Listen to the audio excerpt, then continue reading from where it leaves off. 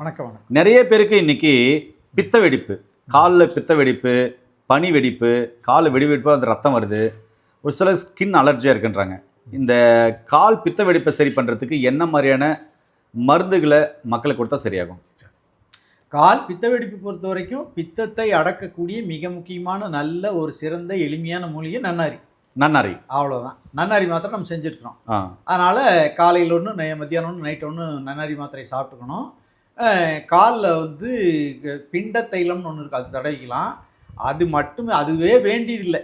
நம்முடைய இந்த அலோவேரா சோப்பை காலில் போட்டு தினம் உடம்புக்கும் போட்டு அலோவேரா சோப்பை காலில் போட்டு கழுவும் பொழுது 15 நாளில் பித்த வெடிப்பு போயிடுச்சு. 15 ஆயிடுச்சு. 15 நாள். இது செய்யும்னு சொல்லி முதல்ல கொடுக்கல.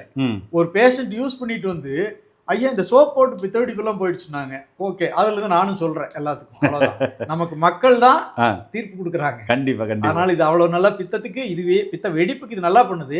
ஆனா உள்ள நாம் நன்னாரி மாத்திரை சாப்பிட்டுக்கலாம். பித்த நிவாரண சூரணத்தை கஷாயம் வச்சு குடிச்சிக்கலாம். அவ்வளோ. ஓகே.